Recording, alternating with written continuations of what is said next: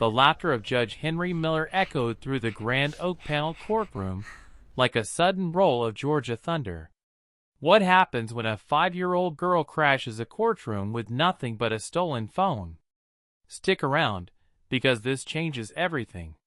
It was one of those rare, uncontained bursts of mirth, the kind that escapes before a person of high standing can remember their dignity.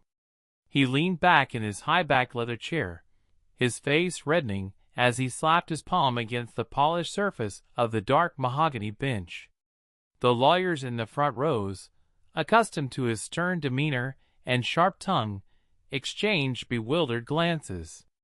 The bailiff, a man named Benjamin with a back as stiff as a pine tree, stared toward the high ceiling as he always did when the judge veered off the tracks of formal protocol. And then there was the tiny girl in the pastel pink dress, standing right in the center of the well of the court. She held a black smartphone to her ear, yet as serious as a stone, completely oblivious to the waves of laughter and confusion she had just unleashed upon the room.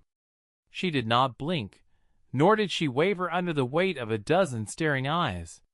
She was perhaps 4 or 5 years old, with her blonde hair tied into 2 bouncy pigtails secured by pink ribbons that swayed slightly every time she tilted her head to listen to the dial tone. There was an expression on her face that only children can truly master. The absolute, unshakable conviction that what they are doing is the most reasonable and necessary thing in the entire world. Her name was Mia, and she had just performed a feat of silent agility that would have impressed a seasoned spy. During a break in a particularly grueling custody hearing, she had slipped away from her grandmother in the gallery and approached Claude Foster, a 52-year-old attorney known for his expensive suits and cold efficiency. With the quiet grace of a shadow, she had lifted his phone from his coat pocket and retreated toward the judge's bench. She hadn't run or hidden. She had simply stood there and dialed a number with the calm deliberation of a master strategist. But here's the twist that no one saw coming. Judge Henry Miller had been the first to notice the movement out of the corner of his eye. He had watched the small human in pink navigate the sacred space between the public and the law. When he heard the faint digital beep of a keypad, he looked down over his spectacles. "What are you doing there, little lady?" the judge had asked, unable to keep the corners of his mouth from twitching into a smile. "Calling," she replied, her voice small but remarkably steady. "Calling who?" the judge pressed, amused by the sheer audacity of the child. "Whoever I want," she said. And that was when the explosion of laughter occurred. That was when Benjamin sought solace in the ceiling tiles, and the lawyers realized the gravity of the courthouse had been momentarily suspended. Even Claude Foster, the owner of the stolen phone, opened his mouth to protest, closed it, and decided it was more prudent to remain silent in the face of such pure, childish defiance. "Call whoever you want," Judge Henry said, his voice still thick with amusement as he wiped a tear of laughter from his eye. "Call whoever you want, little lady." He gestured with a wide hand, inviting the courtroom to witness the spectacle of a child exercising her right to speak. The room waited, all caught in a rare moment of levity. But then, the phone was answered on the other end, and the laughter died. It didn't die all at once, like a candle being blown out by a gust of wind. Instead, the mirth drained away like a fire being denied its fuel, slowly, as the judge realized that something profound was shifting in the air. Henry Miller's smile faded into a thin line, his bushy eyebrows rose toward his hairline, and the entire hall, which a second ago had been filled with the most spontaneous joy those walls had heard in years, fell into a suffocating silence. Someone had answered, and the voice that came through the speaker was clear enough to vibrate in the stillness. It was a voice that Judge Henry Miller knew better than his own heartbeat.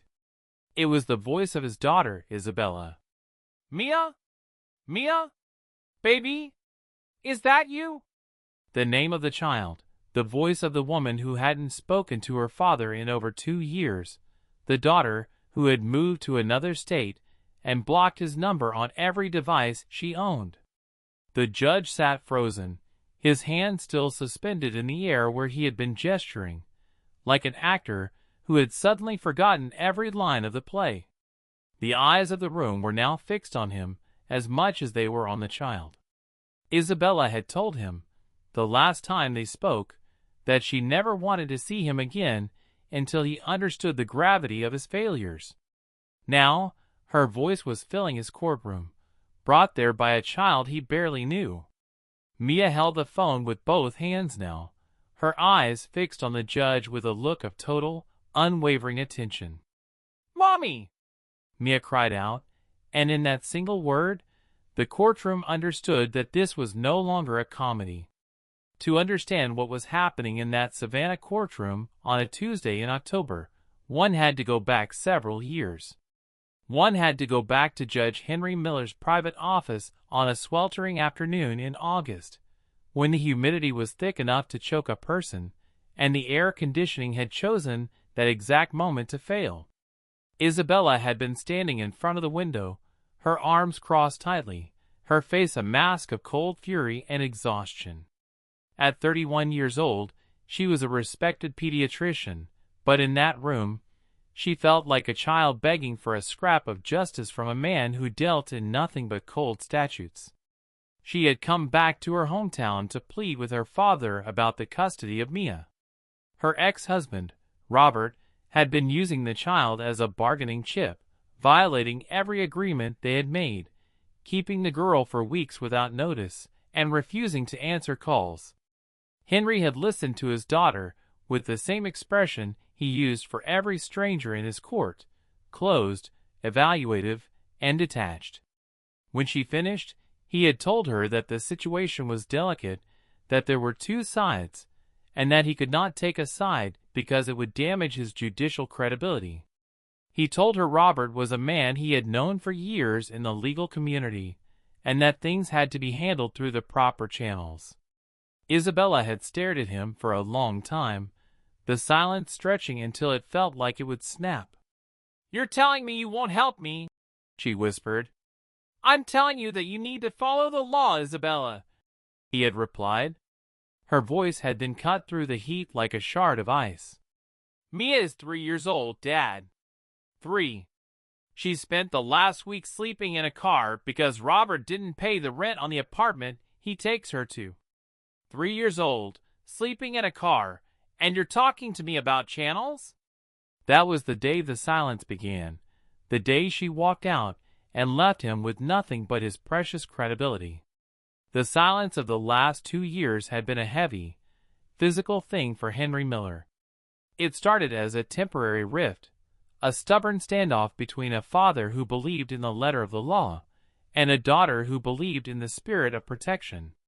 But as the months turned into years, the silence grew thick and calcified, becoming a third person that sat between them at every dinner he ate alone, and every holiday he spent in his quiet house. He had tried to reach out in the beginning, sending messages through a cousin, writing physical letters that were returned to sender, unopened and unread. He had felt the weight of that silence in his shoulders, a dull ache that followed him into the courtroom every morning. And then there was Mia. He had only seen her 3 times in her entire life. Once when she was born, once during a brief, tense visit before the rift, and once from a distance on a street corner when Isabella had seen him and quickly turned the stroller in the opposite direction. The girl in the pink dress now standing before him was that same baby, grown into a small person with her mother's stubborn chin and her mother's fierce, intelligent eyes. As Henry looked at his granddaughter, the realization began to dawn on him with a slow, agonizing crawl of a truth that refuses to be ignored. How did this child know to call this number? Why would Isabella's private cell phone number be stored in the contacts of Claude Foster, Robert's attorney? The answer to that question would take him the rest of the afternoon to fully piece together. And when he finally understood, it would change every assumption he had made about his life and his career. But for now, in the immediate present, there was only the sound of Isabella's voice and the sight of Mia, who was holding the phone out toward him. "Mommy, I'm in a big room," Mia said into the phone, her voice echoing. "There's a man in a black robe up front." He was laughing. She paused, listening to the frantic and muffled sounds of her mother on the other end. "He stopped laughing now," Mia continued. The courtroom, which had been silent, seemed to hold its breath. It was the kind of silence that has a texture to it, dense, charged, and unforgettable. Henry closed his eyes for just 1 second. In that heartbeat, he wasn't a magistrate with 23 years on the bench. He wasn't the man whose reputation was feared by lawyers. He was just a 61-year-old man whose granddaughter was saying his name in a room full of strangers. When he opened his eyes, Mia was watching him. She didn't look afraid. She looked at him with that piercing, unfiltered evaluation that children use to judge the souls of adults. "Oh, are you Grandpa Henry?" she asked. The question was a landmine. There was the legally correct answer. And then there was the truth. "I am," he said, his voice coming out more rugged and broken than he had intended.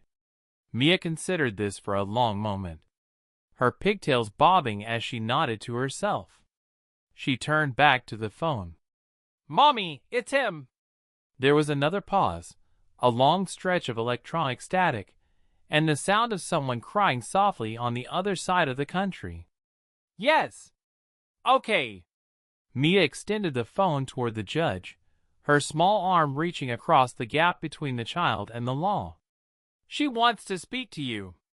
Benjamin the bailiff, who had been looking at the ceiling, suddenly found his own shoes very interesting and turned away toward the window. And the lawyers in the front row became deeply fascinated with their legal pads, scribbling nonsense just to avoid being witnesses to the human heart breaking open in public. Judge Henry Miller did something then that no one in that courthouse had ever seen him do. He descended from the bench. He walked down the 3 steps that separated his high seat of judgment from the level of the people. He moved with the deliberation of a man who knew he was walking toward a cliff and had decided to jump.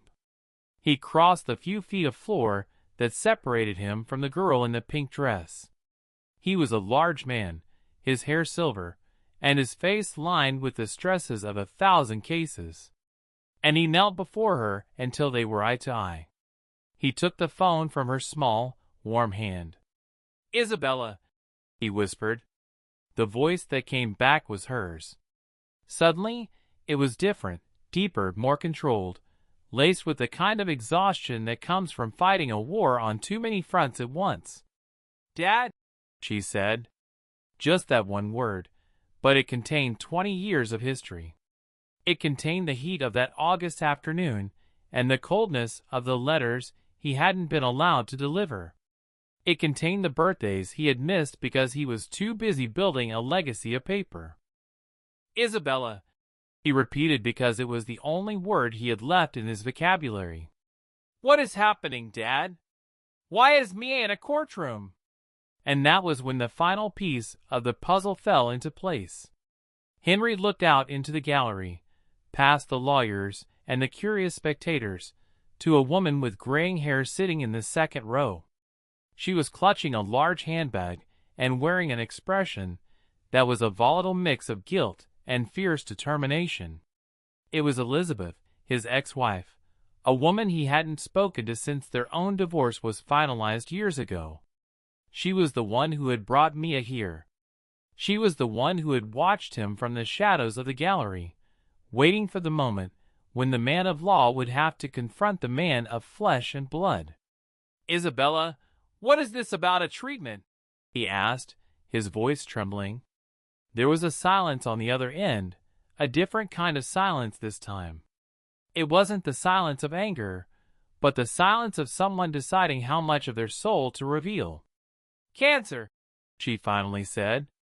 "Breast cancer, stage 2. I've been in chemotherapy for 4 months." The courtroom seemed to get even quieter, but which Henry hadn't thought possible. He sat there, a judge on the floor of his own court, with his hands shaking so violently he had to grip the phone with both of them. "When were you going to tell me?" he managed to ask. "When you understood what was more important," she replied. The phrase hit him like a physical blow.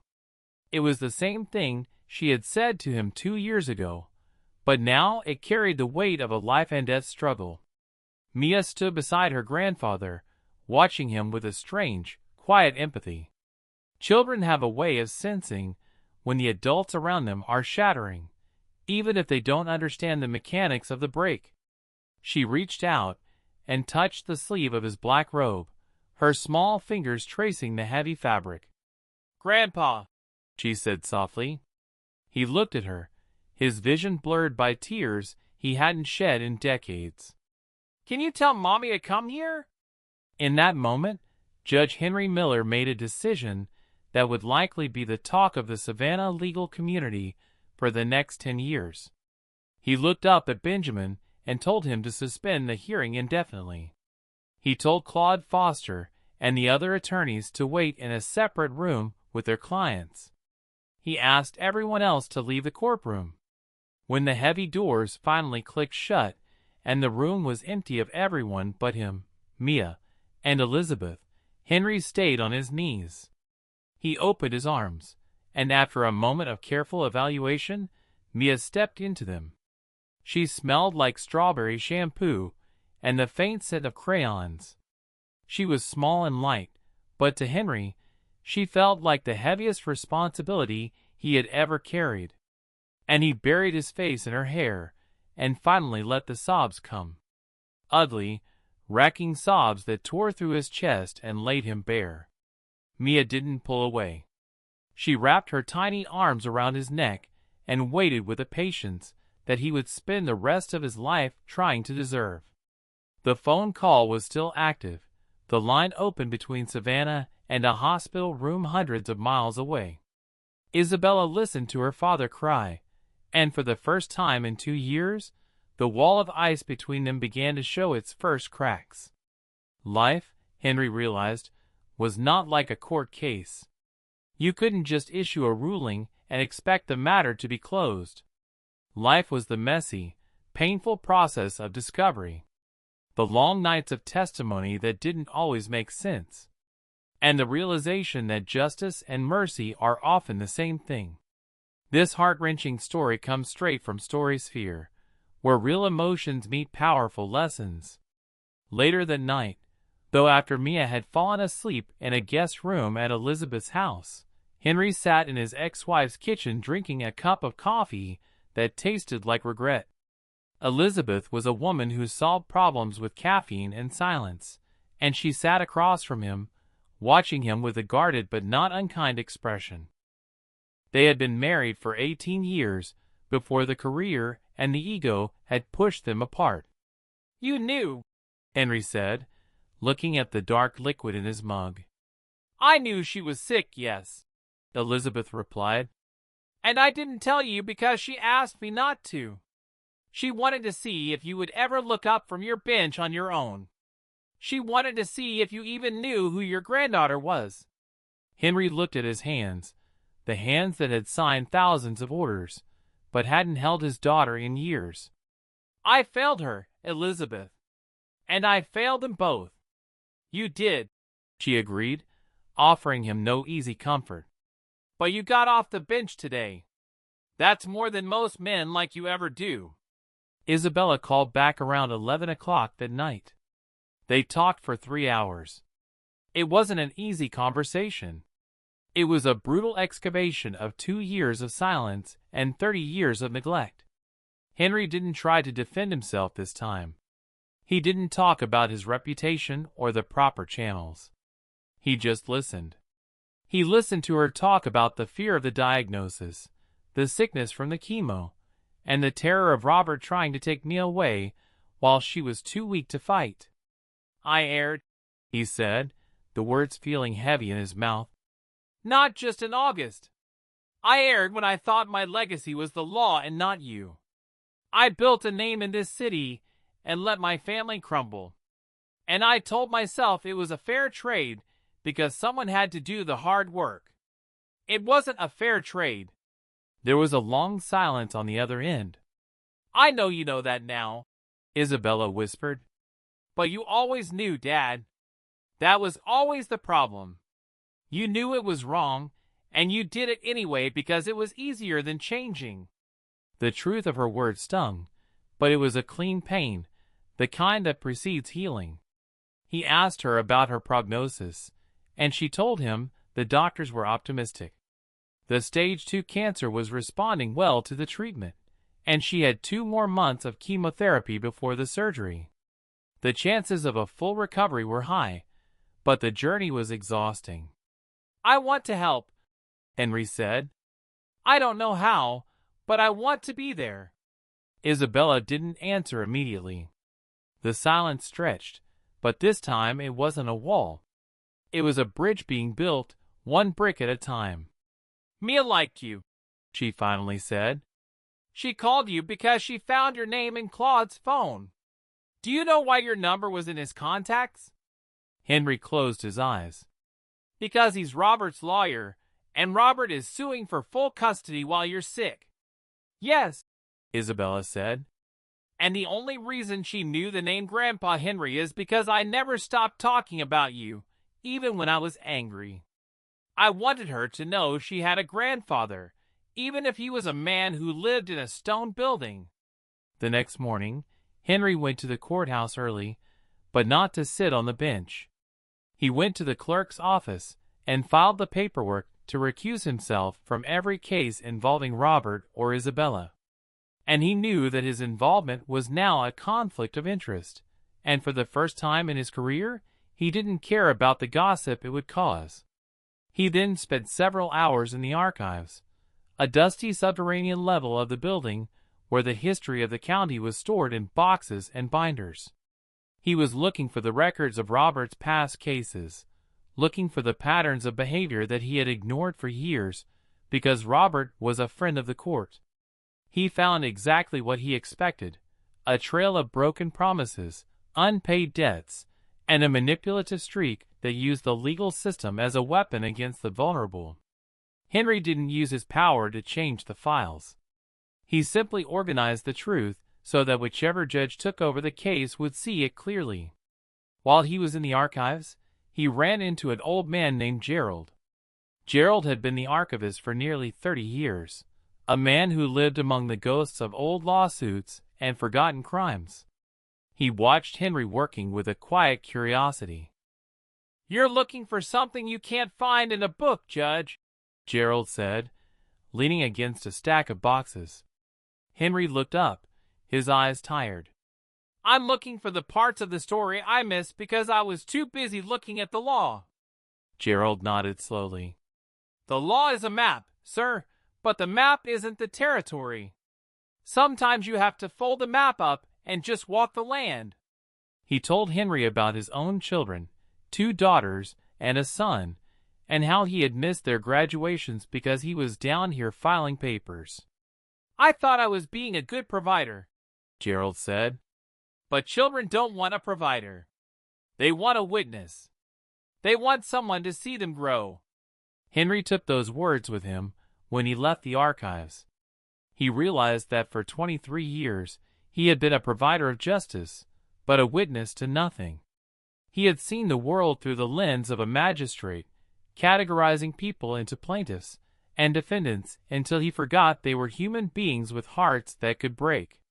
He walked out of the courthouse and stood in the small courtyard looking at an ancient oak tree that had stood there since before the Civil War. Its roots were deep, gnarled, and hidden, but they were the only reason the tree could withstand the Georgia hurricanes. He realized he had spent his life polishing the leaves of his career while letting his own roots rot in the dark. He decided that day that he would retire at the end of the year. He had enough of a pension, and there was a daughter in another state who needed a father, and a granddaughter who needed someone to read her bedtime stories. The weeks that followed were a blur of travel and transition. Henry flew to see Isabella 3 times during her final cycles of chemotherapy. The first visit was awkward and filled with the kind of tension that exists between two people who are trying to speak a language they both forgot. They sat in her hospital room, the hum of the machines providing a background for their tentative conversations.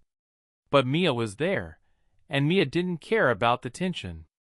She demanded that her grandpa Henry draw pictures of dragons and help her solve puzzles. She treated him as if he had always been there with the effortless grace of a child who hasn't learned how to hold a grudge. And by the third visit, the ice had melted. Henry and Isabella found themselves laughing over a memory of a childhood camping trip, and for a moment, the hospital room disappeared, replaced by the warmth of a shared history that was being reclaimed. On the final day of his third visit, Isabella was resting after a particularly difficult session. Henry took Mia to a nearby park. It was a beautiful afternoon, the kind where the sun feels like a warm blanket on your back. Mia ran through the grass, her energy seemingly limitless, while Henry sat on a wooden bench and watched her. He felt a sense of peace that he hadn't known in decades. He wasn't thinking about his legacy or his reputation. He was just a grandfather watching his granddaughter play in the sun. Mia came running back to him, her face flushed and her eyes bright. She was clutching something in her hand.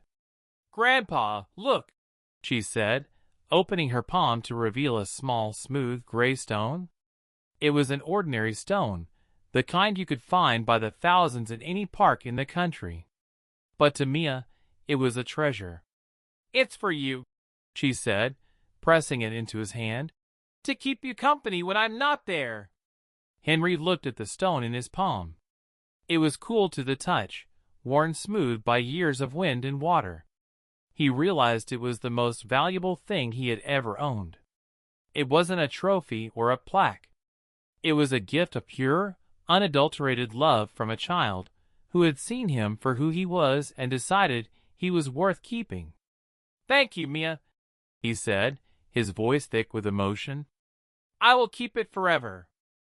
He tucked the stone into his pocket, where it felt like a heavy, grounding weight. He looked at Isabella, who was walking toward them from the parking lot, looking pale but stronger than she had in weeks. She smiled at him, a real, genuine smile that reached her eyes, and he knew that while they still had a long way to go, they were finally on the right path. The legal battle for Mia's custody eventually came to an end. With Henry's recusal and the evidence of Robert's neglect properly organized, a new judge, a woman known for her fairness and her focus on the welfare of children, ruled in Isabella's favor. Robert was given supervised visitation, but the primary custody remained with Isabella. The proper channels had finally worked, not because Henry had forced them, but because he had stepped aside and let the truth speak for itself. Isabella finished her treatment and went into remission, and the surgery was successful, and the doctors were confident that the cancer was gone. She moved back to Savannah to be closer to her mother and her father, and Henry found himself living a life he never could have imagined. His retirement was not a quiet withdrawal from the world. Instead, it was a grand entrance into a new one. He spent his mornings in his garden, growing roses and tomatoes with the same meticulous attention he used to give to his legal opinions. His afternoons were spent with Mia, picking her up from school and taking her to the library or the park. He became a fixture in her life, the man who was always there, the witness to her growth that Gerald had talked about. He taught her how to ride a bike, how to fish in the salt marshes, and how to tell the difference between a good story and a true one. Isabella was there, too. Her health restored and her relationship with her father rebuilt on a foundation of honesty and shared vulnerability. One Saturday morning, when Mia was 7 years old, she was sitting at the kitchen table with her grandfather, eating a bowl of cereal and coloring a picture of a sea turtle. She stopped and looked at him, her expression becoming that familiar serious mask she had worn in the courtroom years ago. "Grandpa, do you remember that day when I called Mommy from the big room?" she asked. Henry smiled, the memory still vivid in his mind.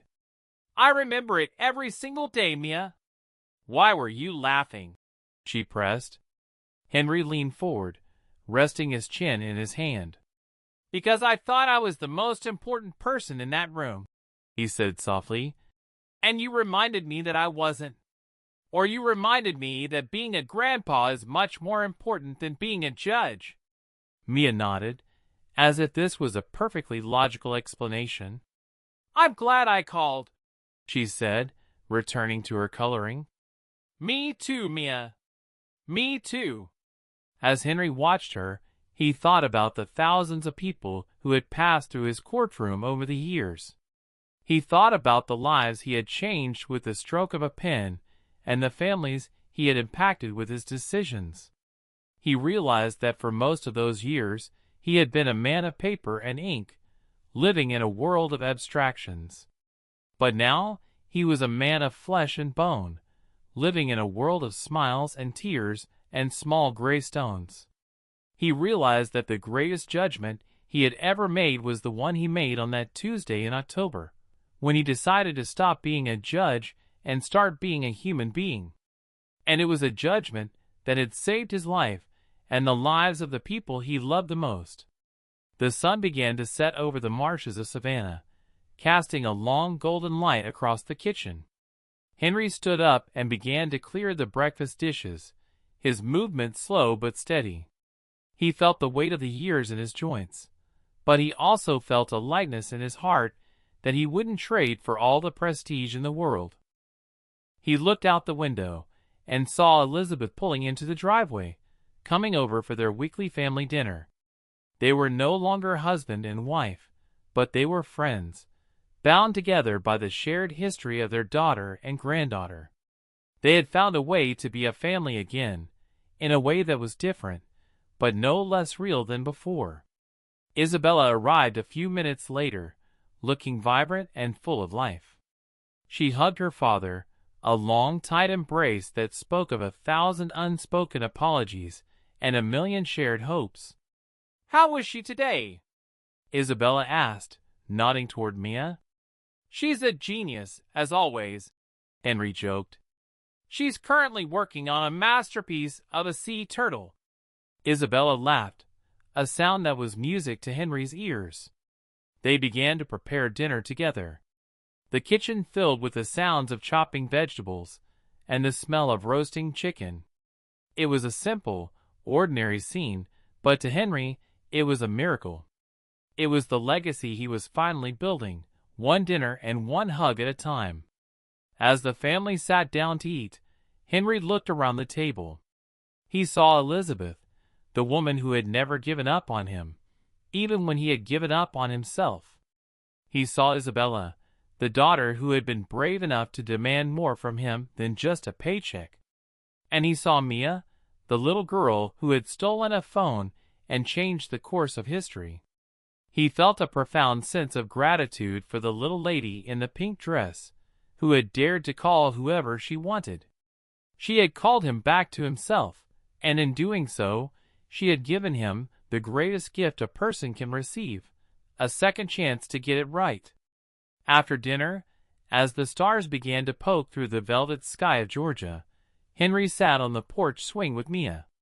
They swung back and forth in a gentle rhythm, the crickets providing a nocturnal symphony.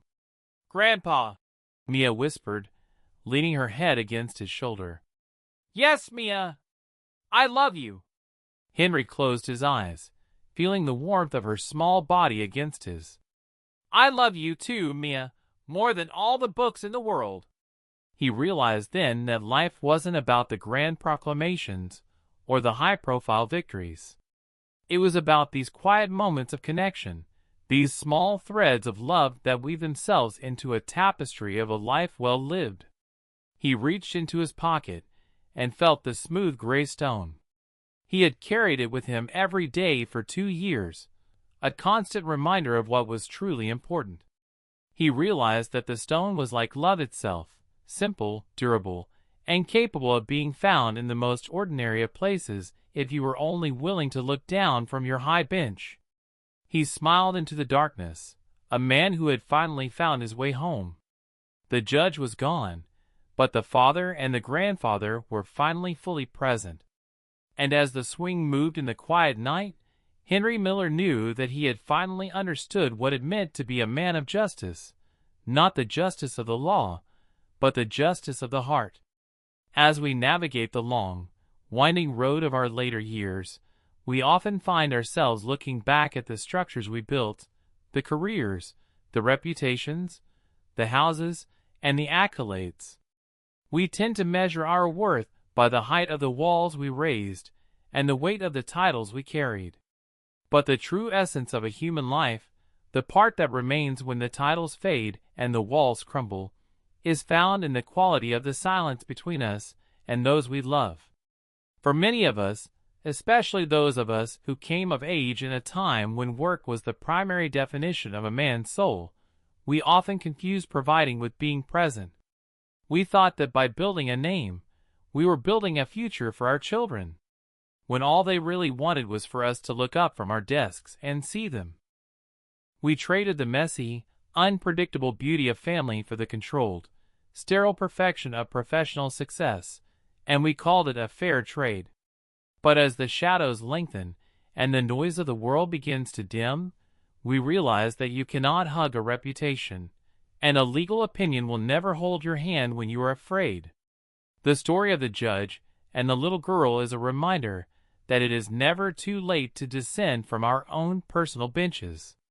We all have them, those high seats of judgment where we hide behind our pride, our grievances, and our proper channels. We tell ourselves that we are being neutral or principled, when in reality, we are often just being cowards, who are afraid of the vulnerability that love requires. We wait for the other person to make the first move, to apologize, to break the silence, while the years slip through our fingers like dry sand. We forget that the most powerful thing we can do is to simply show up, to appear at the birthdays, to listen without judging, and to admit when we have erred. We forget that the proper channel for love is never a document or a protocol. It is the direct, unmediated connection between one heart and another. To the older adults, who may be carrying a heavy silence of their own, let this be an encouragement. The walls we have built are not as thick as they seem. They can be breached by something as small as a child's laugh or as simple as a phone call. Redemption does not require a grand performance or a total erasure of the past. It only requires the courage to be honest about our failures and the humility to accept the grace that is offered to us. Sometimes we have to let our laughter die so that our hearts can live. Sometimes we have to lose our credibility in the eyes of the world so that we can find our dignity in the eyes of our family. The legacy we leave behind will not be found in the archives of a courthouse or the records of a company. It will be found in the memories of a child who knew that when they reached out, we were there to catch them. In the end, we are all just travelers looking for a place to belong, for a kitchen table where we are known, and for a porch swing where we are loved. The titles we held and the battles we won will eventually be forgotten. But the way we made people feel, the warmth of our presence, and the sincerity of our apologies will echo through the generations. So, if you are sitting on a bench of your own making, look down. Look at the people standing in the well of your life waiting for you to see them. Do not wait for a child to steal a phone to remind you of who you are. Descend the steps, open your arms, and realize that the most important thing you will ever do is not to judge the world, but to love the small corner of it that has been entrusted to you. For in that love, we find the only justice that truly matters, and the only peace that will ever follow us into the dark. It is the simple, profound truth that we are not defined by what we do, but by who we are to those who call us father, mother, or grandpa. And that, in its purest form, is the only legacy worth leaving. If this story touched you, hit like, share it with someone who needs to hear it, and subscribe to StorySphere for more powerful real-life stories that remind us what truly matters.